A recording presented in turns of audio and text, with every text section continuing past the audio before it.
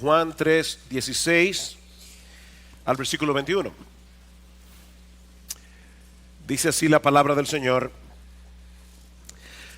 porque de tal manera amó Dios al mundo, que ha dado a su Hijo unigénito, para que todo aquel que en Él cree no se pierda, mas tenga vida eterna. Si yo tengo éxito en esta mañana, ustedes se van a ir todos de aquí sabiendo por lo menos ese versículo de memoria.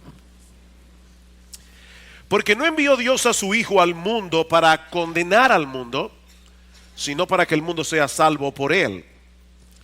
El que en Él cree no es condenado, pero el que no cree ya ha sido condenado, porque no ha creído en el nombre del unigénito Hijo de Dios. Y esta es la condenación: que la luz vino al mundo, pero los hombres amaron más las tinieblas que la luz, porque sus obras eran malas. Porque todo aquel que hace lo malo aborrece la luz y no viene a la luz, para que sus obras no sean reprendidas. Mas el que practica la verdad viene a la luz, para que sea manifiesto que sus obras son hechas en Dios.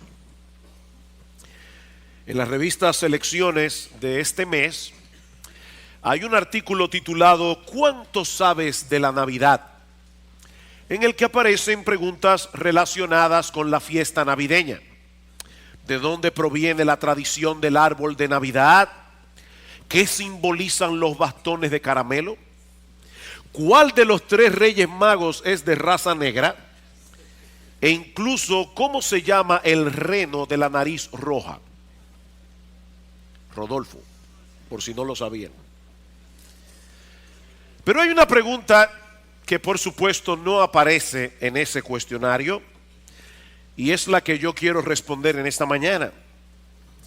¿Qué es lo que se supone que estaremos celebrando el próximo 25 de diciembre?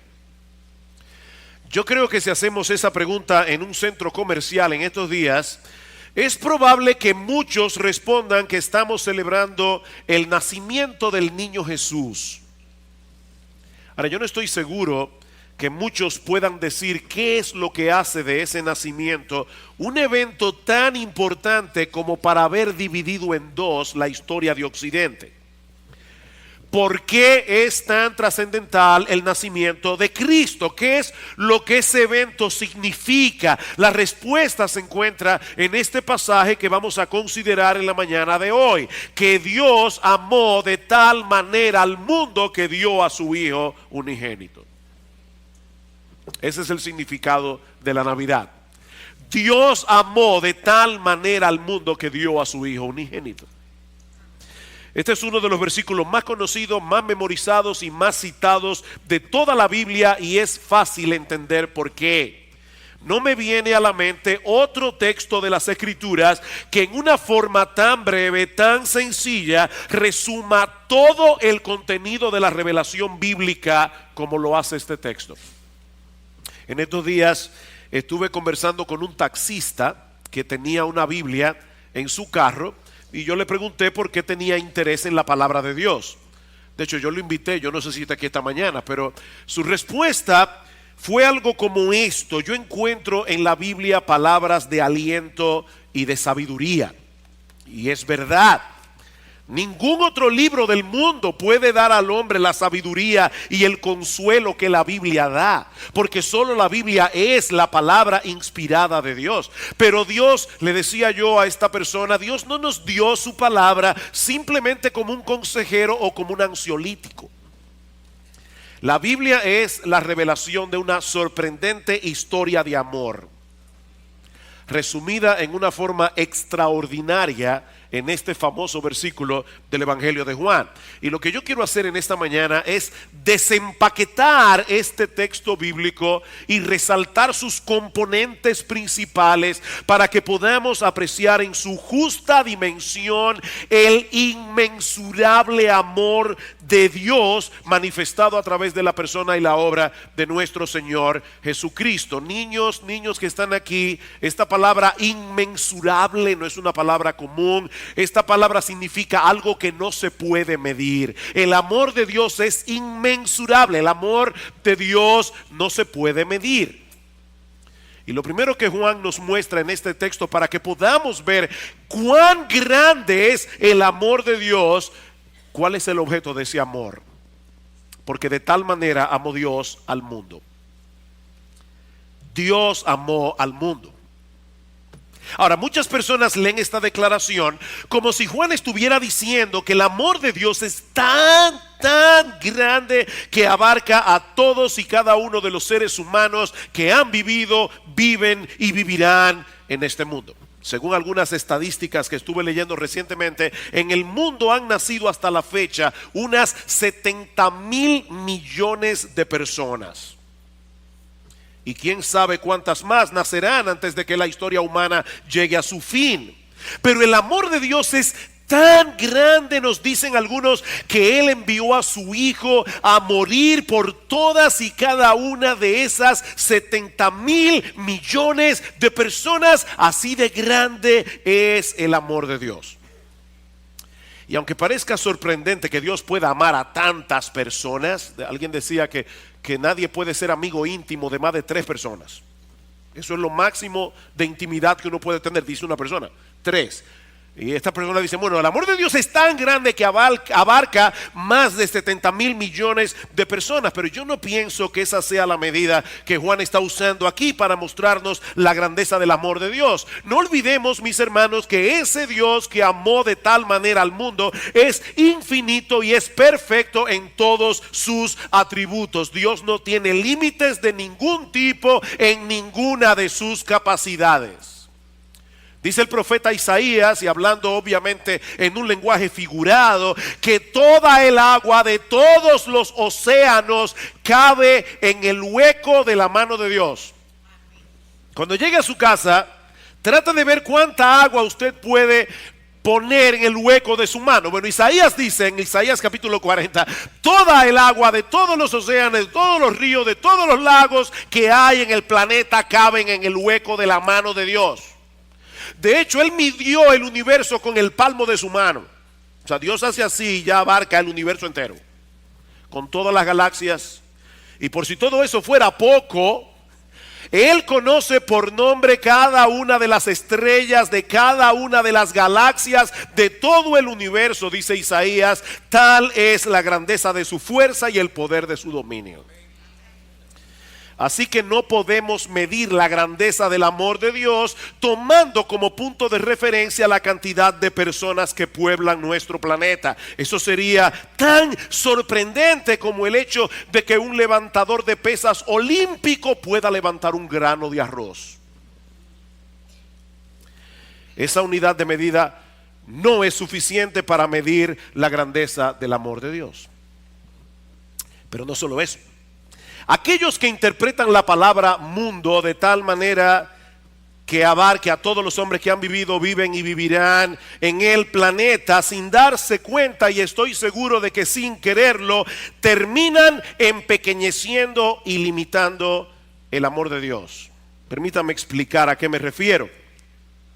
Es evidente que no todas las personas del mundo se salvan, ¿verdad que sí? No todo el mundo cree en Cristo. No todo el mundo irá al cielo. Así que si identificamos la palabra mundo con todos y cada uno de los seres humanos que han vivido, viven y vivirán en el planeta, tenemos que llegar a la conclusión de que lo que Dios hizo a favor de todos esos individuos fue abrirles un camino de salvación y nada más. Y luego dejar en sus manos la posibilidad de salvarse. Es como si el texto dijera que Dios amó de tal manera a todos y cada uno de los seres humanos que han vivido, viven y vivirán en este mundo, que dio a su Hijo unigénito para hacer posible que cualquiera de ellos pueda salvarse, pero sin asegurar la salvación de ninguno. Por eso es que pienso que eso empequeñece y limita el amor de Dios. Mis hermanos, es imposible que nosotros interpretamos este texto de esta manera. Y créanme que no es mi interés en esta mañana meterme en una discusión teológica por el mero hecho de discutir. Mi interés es que apreciemos en su justa medida el inmensurable amor de Dios. Noten que en el versículo 17 el Señor Jesucristo dice que Él vino al mundo a salvar al mundo, no simplemente a hacer posible que algunos se salven. Versículo 17, porque no envió Dios a su Hijo al mundo para condenar al mundo. De hecho, sería perfectamente legítimo que Dios enviara a su Hijo a exterminar al mundo, porque el mundo lo merece. Pero Cristo no vino a exterminar al mundo que merece ser exterminado, Él vino a salvarlo. A salvarlo, no simplemente a hacer posible su salvación. No envió Dios a su Hijo al mundo para condenar al mundo, sino para que el mundo sea salvo por Él. De hecho, esa es la razón por la que Jesús se llama Jesús. Dice en Mateo capítulo 1 versículo 21, la palabra Jesús significa Jehová salva. Él se llama Jesús porque Él salvará real y efectivamente a su pueblo de sus pecados. Él no vino a hacer posible que tal vez, quizás, en una remota posibilidad algunos se salven. No, Él vino a salvar. Él vino a salvar. Por eso se llama Jesús. Pero por el otro lado, mis amados hermanos, si Dios dejara en nuestras manos la decisión final de aceptar a Jesús, nadie sería salvo. Porque ningún hombre en su estado natural está inclinado a creer en Jesús. Ningún hombre en su estado natural está inclinado a someterse a su autoridad. Escuchen lo que sigue diciendo el versículo 18. El que en Él cree no es condenado, pero el que no cree ya ha sido condenado porque no ha creído en el nombre del unigénito Hijo de Dios. Y esta es la condenación, que la luz vino al mundo, pero los hombres amaron más las tinieblas que la luz. ¿Quiénes amaron más las tinieblas que la luz? Todos y cada uno de los seres humanos que han vivido, viven y vivirán en este mundo. No aman la luz, porque sus obras eran malas, dice Juan. Porque todo aquel que hace lo malo aborrece la luz y no viene a la luz para que sus obras sean reprendidas. Mis amados hermanos, ¿cuántas personas de este planeta hacen lo malo? Todos y cada uno de las personas que viven en este planeta. Dice Pablo en Romanos capítulo 3 versículo 12 que en todo este mundo no hay una sola persona que haga lo bueno. No hay ni siquiera uno. Así que si el Señor se hubiera limitado a enviar a su Hijo a morir por todos los habitantes del planeta y luego hubiera dejado en nuestras manos la decisión final de la salvación, nadie hubiera sido salvo. Pero Cristo vino a salvar al mundo, no simplemente a crear la posibilidad de que alguien se salvara. ¿Qué significa entonces que Dios amó al mundo? Miren, mis hermanos, yo espero en el Señor que Él me dé la capacidad de impresionarlos en esta mañana. ¿Qué significa que Dios amó al mundo? Bueno, cuando Juan usa la palabra mundo en su evangelio, generalmente es para referirse al sistema de maldad imperante en el mundo y que se opone radicalmente a Dios y a sus caminos. Hace poco nosotros estuvimos estudiando aquí el discurso del aposento alto, los capítulos 13 al 16 del evangelio de Juan. Y uno de los temas prominentes de ese discurso es la oposición que el mundo levanta contra los cristianos por el mero hecho de ser cristianos. Si el mundo os aborrece, dice el Señor, sabed que a mí me ha aborrecido antes que a vosotros. El mundo aborrece a Cristo. Y por consiguiente el mundo aborrece a todos aquellos que siguen al Señor. Pero fue precisamente por amor a ese mundo de maldad, por amor a ese mundo en pecado, por amor a ese mundo que lo aborrece, que Dios el Padre envió a su Hijo. Dice Benjamin Warfield que lo que Juan quiere mostrarnos en este texto no es que el mundo es tan grande que hace falta mucho amor para abarcarlo todo, sino que el mundo es tan malo que hace falta un amor muy grandioso para amarlo en su totalidad y mucho más amor para amarlo tal como Dios lo amó al dar a su Hijo por él. Ese es el énfasis del texto. Ese Dios, sigue diciendo Warfield, cuya santa justicia se inflama de indignación ante la visión de toda iniquidad y cuya absoluta santidad se aparta con horror ante cualquier impureza. Ese Dios ama a este mundo en pecado a pesar de todo. De tal manera que ha dado a su Hijo unigénito para que muera por él.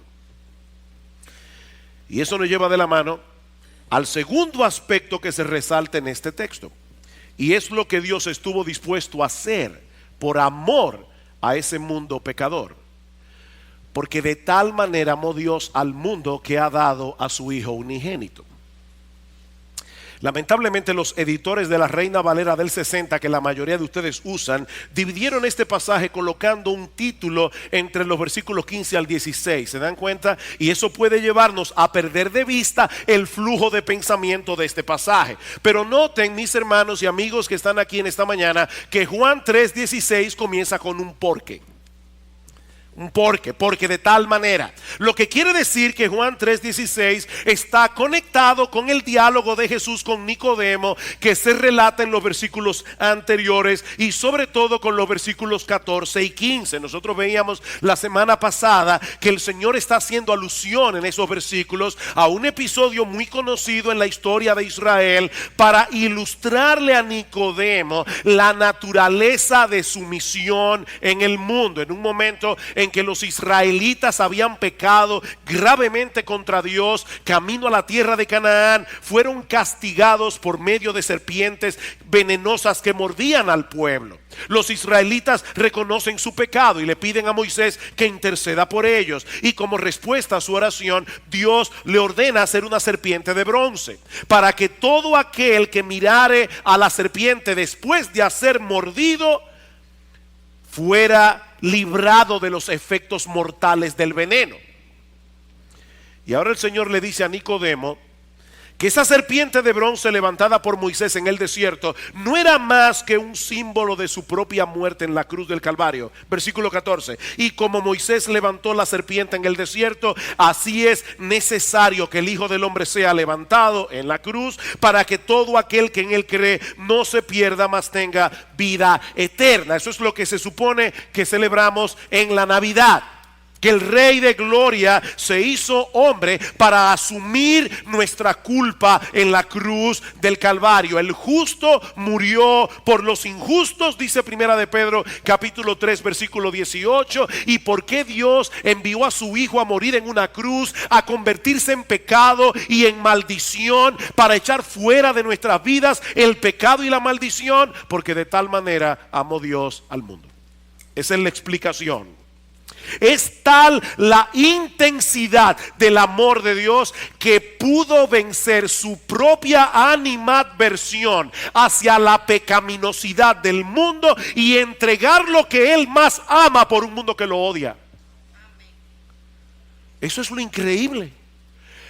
Dios pudo vencer su propia animadversión hacia la pecaminosidad del mundo y entregar por ese mundo lo que Él más ama a pesar de que el mundo lo odia.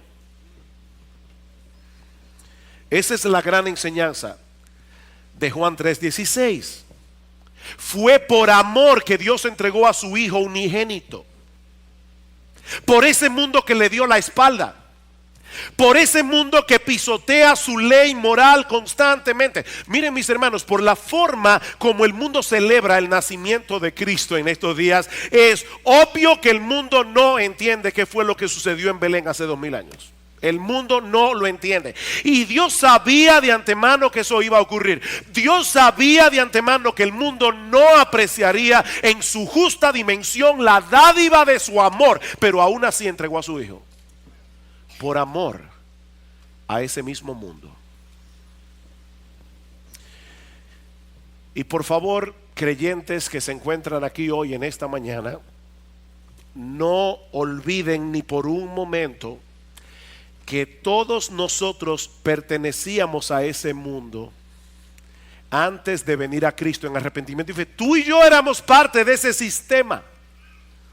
En ese mismo texto que citábamos en Juan capítulo 15, dice en el versículo 19, si fuerais del mundo, le dice Cristo a sus discípulos, si fuerais del mundo, el mundo amaría a los suyos, pero porque no sois del mundo, antes yo os elegí del mundo, por eso el mundo os aborrece. Ustedes también pertenecían al mundo, pero yo los escogí, yo los saqué de ese sistema de maldad para que sean míos, y es por eso que ahora el mundo los aborrece. De manera, mis hermanos, que la única razón por la que hoy estamos en Cristo y ya no pertenecemos al mundo no es porque nosotros éramos menos malos que los demás, éramos más inteligentes. Cuando nos predicaron el evangelio, de inmediato nosotros captamos la verdad que estaba detrás de ese mensaje y lo abrazamos de todo corazón. No,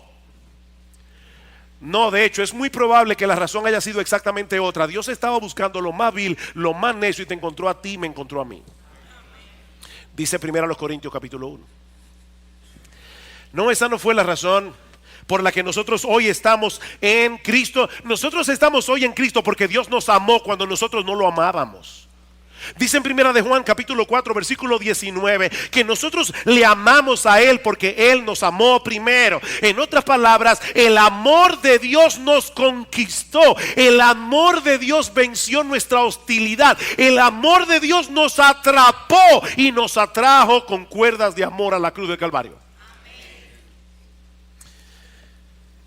Y Él continuará haciendo eso con muchos otros pecadores hasta que Cristo regrese en gloria, manteniendo abierta la puerta de la salvación de par en par a través de la predicación del evangelio. Y eso nos lleva al tercer elemento que debemos resaltar en este pasaje: la extensión del amor de Dios. Porque de tal manera amó Dios al mundo que ha dado a su Hijo unigénito, para que todo aquel...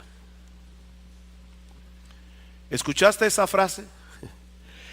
Todo aquel, sin restricción, sin importar su condición social, sin importar su condición económica, sin importar su condición educativa, sin importar la raza a la que pertenezca, sin importar los años que tenga, sin importar incluso su grado de pecaminosidad, todo aquel.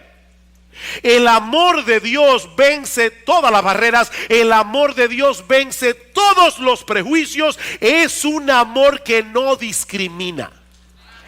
Todo aquel, cualquiera que venga será recibido. Óyeme bien, mi amigo, no importa lo que tú hayas hecho, no importa lo que tú hayas pensado y dicho contra Dios, no importa cuántas veces tú hayas rechazado el evangelio, todo aquel. Cristo dice en Juan capítulo 6 versículo 37 que ninguno que venga a Él clamando por misericordia será echado fuera. Ninguno, ni uno solo. Mi amigo, Dios no pone ningún tipo de condición, excepto una, la que aparece en nuestro texto. Y eso nos lleva al cuarto elemento del pasaje: la exclusividad del amor de Dios. Porque de tal manera amó Dios al mundo que ha dado a su Hijo unigénito, para que todo aquel que en Él cree, todo aquel que en Él cree. El llamado del evangelio es universal y al mismo tiempo exclusivo. Nadie puede disfrutar del amor redentor de Dios a menos que crea en su Hijo. No existe ninguna otra condición, pero sin esa condición nadie puede ser salvo.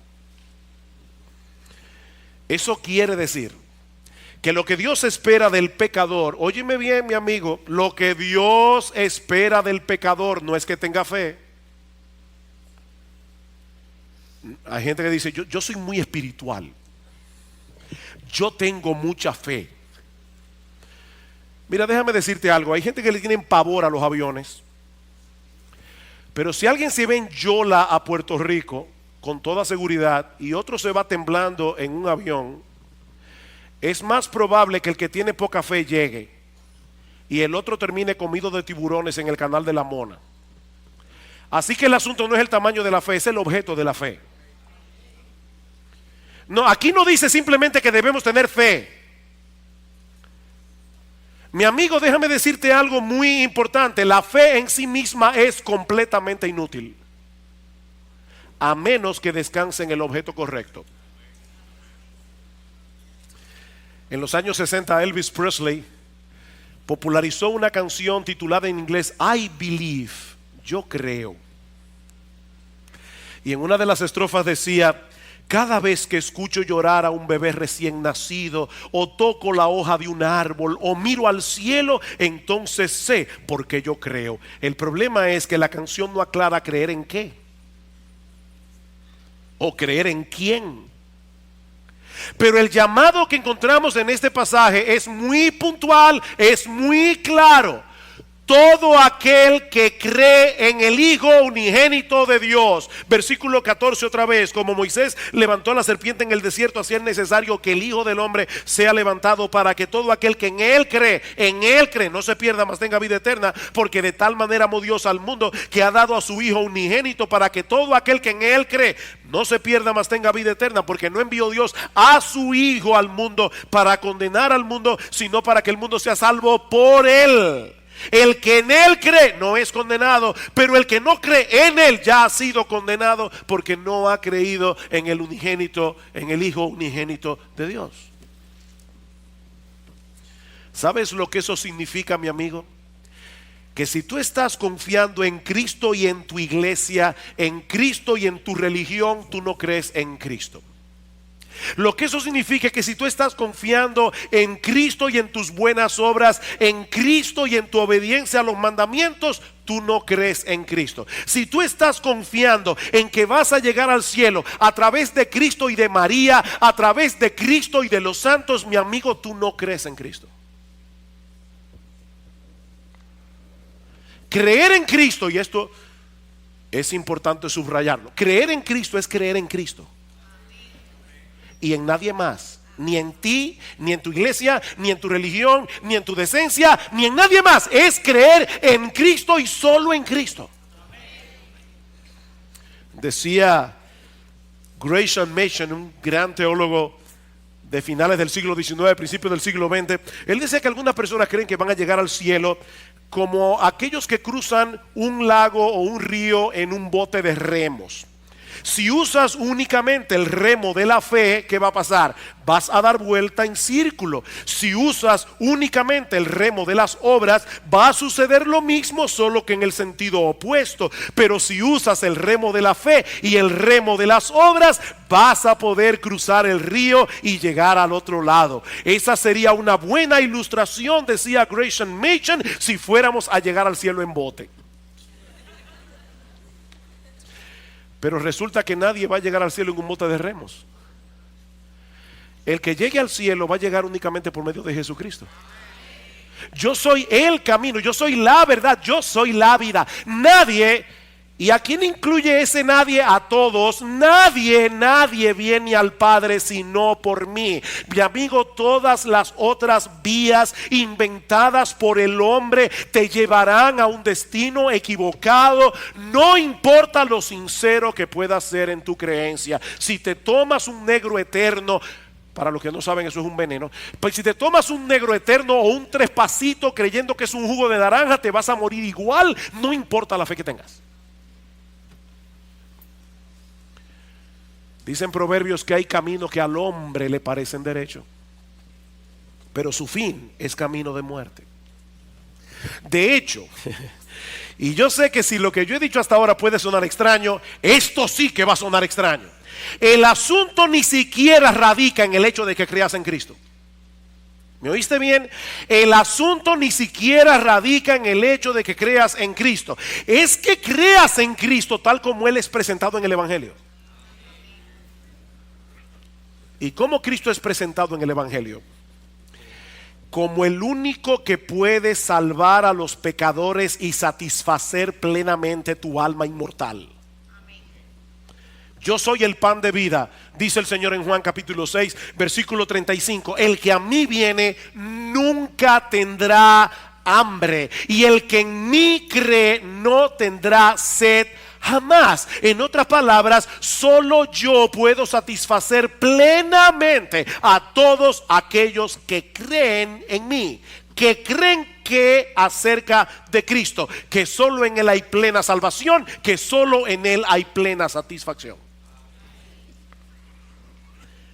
Así que no tiene sentido que alguien diga creer en Cristo, y mucha gente dice creer en Cristo. No tiene sentido que alguien diga creer en Cristo si al mismo tiempo no ve a Cristo como un tesoro de incalculable valor por el que vale la pena perderlo todo.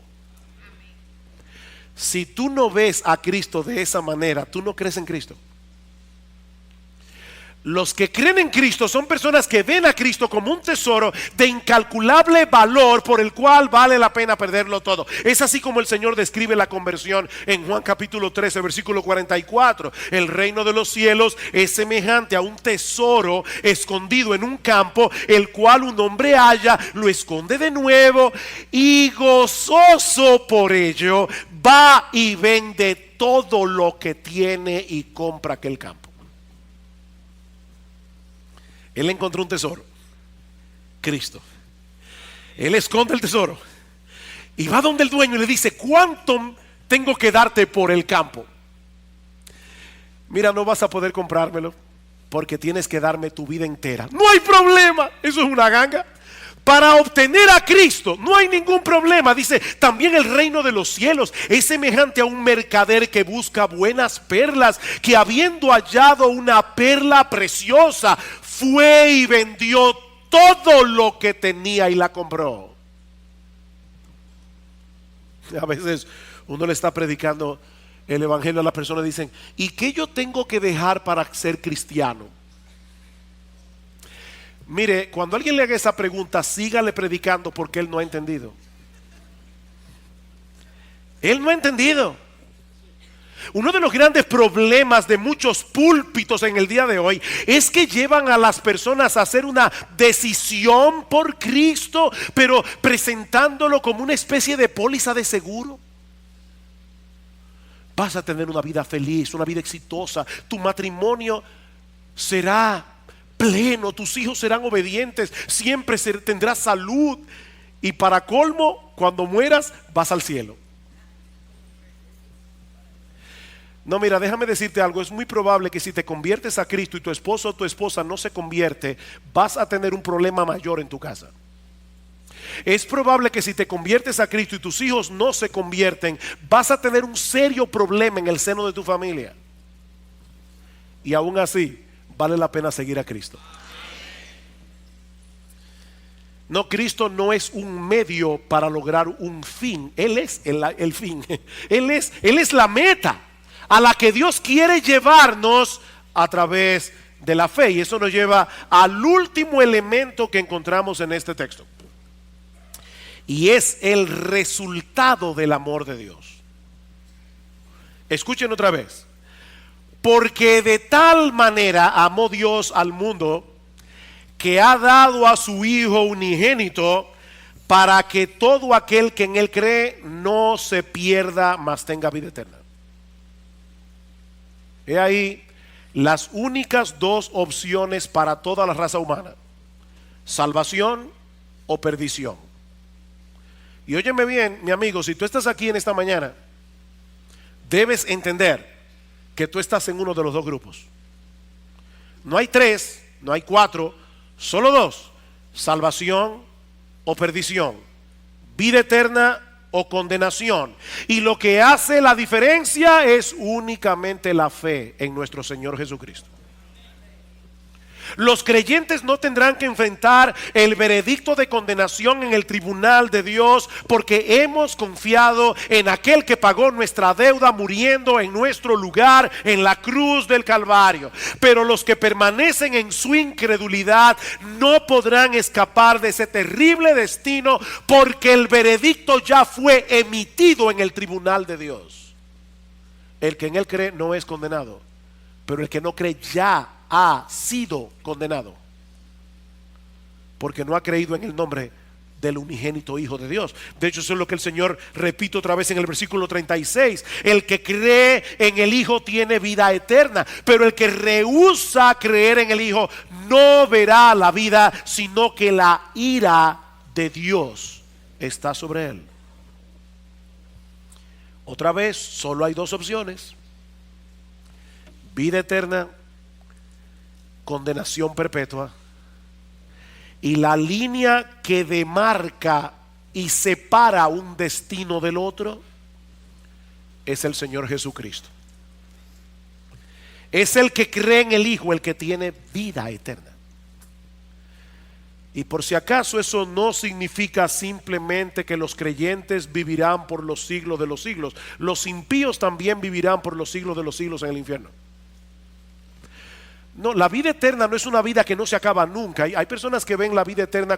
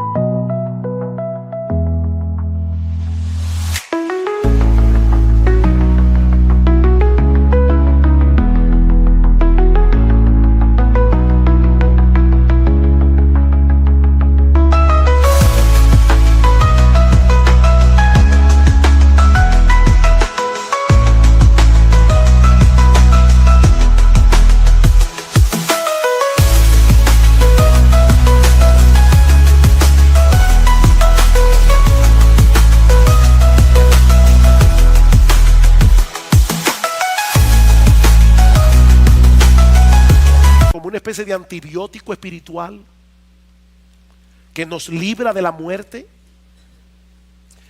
No, lo que ese término vida eterna significa es que los que creen en Jesús vivirán en una deleitosa comunión con el Padre y con el Hijo por los siglos de los siglos. Juan capítulo 17 versículo 3: y esta es la vida eterna, que te conozcan a ti, el único Dios verdadero, y a Jesucristo a quien has enviado. Esa es la vida eterna. Como decíamos recientemente en un mensaje, el Señor no define la vida eterna en términos de tiempo, sino de relación. De hecho, Juan capítulo 1 versículo 1: en el principio era el verbo era con Dios, el verbo era Dios, todas las cosas por él fueron hechas, y sin él nada de lo que ha sido hecho fue hecho. En él estaba la vida, y la vida era la luz de los hombres. ¿Qué es la vida? El Espíritu Santo trae su luz, abre nuestros ojos y nos hace ver lo hermoso, maravilloso, extraordinario que es nuestro Señor Jesucristo. La vida eterna es tener comunión con Él. Por eso alguien decía: el cielo es el cielo porque Cristo va a estar allí. Y aún el infierno sería el cielo si Cristo estuviera allí. El cielo es el cielo porque Cristo estará allí. Todo aquel que cree en Jesús como un Salvador todo suficiente recibirá por medio de la fe el perdón de todos sus pecados y el don de la vida eterna, que no es otra cosa que una deleitosa y perpetua comunión con Él. Y eso es lo que el mundo está supuesto a celebrar el próximo 25 de diciembre.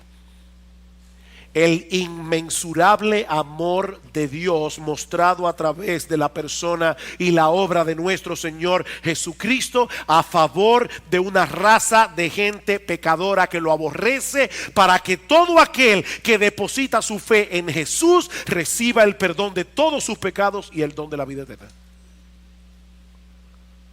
Y ahora yo te pregunto, ¿cuál será tu respuesta en esta mañana al incomprensible, sorprendente, maravilloso, extraordinario amor de Dios en Cristo? Mire, déjenme decirles algo: el amor de Dios es un misterio. El amor de Dios es un misterio. nosotros no podemos entender cómo es que dentro de sí mismo Dios puede vencer su propia animadversión hacia un mundo pecador y entregar lo que Él más ama por amor a una humanidad caída que es totalmente contraria a lo que es atractivo a sus ojos. Yo no entiendo el amor de Dios. ¿Cómo es que Dios puede amar a un mundo que al mismo tiempo le causa repulsión? Y por amor a ese mundo que le causa repulsión por causa de su pecado, Él entregó lo que Él más ama. Yo creo que el apóstol Pablo captó perfectamente este dilema en el capítulo 5 de su carta a los Romanos. Porque Cristo, cuando aún éramos débiles, a su tiempo murió por los impíos. ¿Oíste bien? Cristo murió por los impíos. Ciertamente apenas morirá alguno por un justo. Con todo pudiera ser que alguno osara morir por el bueno. Y Pablo acaba de decir en el capítulo 3 que no hay nadie bueno. Es una hipérbole que Pablo está usando aquí. Mas Dios muestra su amor para con nosotros en que siendo aún pecadores, Cristo murió por nosotros. Cristo vino al mundo a morir en una cruz, a hacerse pecado, a hacerse maldición, a ser abofeteado, crucificado, escupido, coronado de espinas por el mundo que Él mismo creó, por el mundo que Él sostiene. Cristo vino a hacer todo eso a favor de un montón de personas débiles, impías y pecadoras, para que todo aquel que en Él cree no se pierda, mas tenga vida eterna. Y yo vuelvo y te pregunto, ¿cuál será tu respuesta en esta mañana al amor de Dios? Porque sabes que en este caso no hacer nada es hacer algo.